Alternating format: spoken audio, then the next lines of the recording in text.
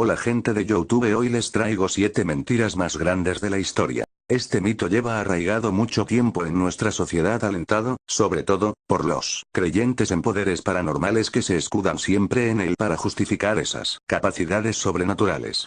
Aparte de la falacia que supone dar una cifra concreta a un asunto tan complejo, ¿de dónde se han sacado eso del 10%? ¿Por qué no el 19% o el 7,32%? Ningún estudio serio ha demostrado jamás semejante engañabobos. Al analizar una serie de imágenes computacionales y escáneres de resonancia magnética, nunca se ha encontrado ninguna zona durmiente en el cerebro. Analizando las células o neuronas de un individuo, no se encuentran tampoco áreas inactivas o zonas que no estuvieran funcionando. Decir que nuestro cerebro funciona al 10% es tan engañoso como decir que nuestro intestino funciona al 10% porque no somos capaces de digerir piedras, o que nuestros ojos funcionan al 10% porque no somos capaces de ver a través de las paredes como Superman.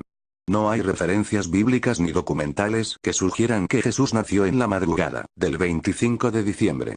La vida de Jesús no fue documentada por las autoridades romanas ni por los historiadores de la época. Los recuerdos que quedaron en los testimonios orales del siglo I son alegóricos, simbólicos, ejemplificantes y no históricos. Así lo sostiene el profesor de Historia Antigua de la Universidad de los Andes, Jaime Borja. Para acercarse a la vida de Jesús, hay que diferenciar entre el Jesús simbólico y el histórico, según le afirmó a Semana Educación el profesor. Jesús histórico pudo nacer el 25 de diciembre o en cualquier otra fecha, pero no es posible saberlo con precisión y no hay ninguna pista que lo sugiera dentro de la Biblia. Lo que existe, por el otro lado, son indicios que permiten pensar que no nació en diciembre. Por ejemplo, en el Evangelio de Lucas hay una referencia sobre su nacimiento. Antes de nacer el Mesías, los pastores velaban mientras sus rebaños pastaban. El problema geográfico, evidente para quien conozca el clima en Palestina, es que los pastores no hacían vigilias en invierno por las bajas temperaturas. Las ovejas y los bueyes eran resguardados durante diciembre y enero. Otro argumento para afirmar que Jesús no nació el 25 de diciembre es que los censos romanos, como el ordenado por Augusto que obligó a José y a María a viajar, no ocurrían en invierno. Un censo era una medida impopular. Estaba relacionada con el pago de impuestos y el reclutamiento. Le recordaba a una región inestable como Palestina el poder de los romanos.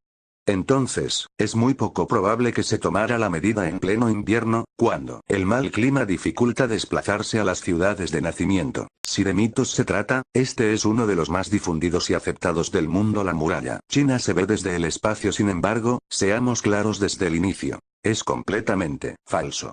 Veamos más en detalle de dónde viene el mito y por qué debería estar completamente desterrado del imaginario popular. El origen del mito. La referencia más antigua de este mito se encuentra en una carta hecha por el anticuario inglés William Stukeley, quien en 1754 escribió: "Esta asombrosa muralla", refiriéndose a la muralla de Adriano, "solo es superada por la muralla china, que forma una considerable figura sobre el globo terrestre, y que podría ser vista desde la luna". Más adelante, en 1932, una caricatura de la publicación Ripley's Elevator Note describía a la muralla como el más asombroso trabajo del hombre, el único que sería visible desde la superficie de la luna. Las 3 carabelas de Colón solo fueron 2, la Pinta y la Niña. Porque la tercera nave que participó en el descubrimiento de América era una nao, otro tipo de barco de mayor tamaño. Se llamaba María Galante, pero Colón la rebautizó Santa María. Los vikingos no llevaban cascos con cuernos. Fue una invención del pintor sueco Gustav Malmström en las ilustraciones que realizó en 1820 para el poema épico Fritiof Saga. El propósito de estos cuernos irreales era retratar a los feroces guerreros del norte como seres casi demoníacos. Se cree que una de las grandes conspiraciones del siglo XX es el alunizaje realizado por la NASA. En 1969, el Apolo 11 llegó a la Luna y Neil Armstrong se convirtió en el primer ser humano en pisarla. De acuerdo con Maeumes, el 11% de los estadounidenses cree que ese viaje fue falso. Cifra que se ha extendido por todo el mundo. One small step for man, a giant leap for mankind, pronunció Armstrong mientras marcaba un paso importante en la historia de la humanidad. Todo el suceso fue televisado, así que el mundo entero fue testigo de lo que estaba pasando. En aquel tiempo, los equipos de grabación de la NASA no eran compatibles con los de la televisión, por lo que las imágenes tuvieron que ser reproducidas en un monitor que a su vez fue filmado por las cámaras de televisión, explica el diario El País.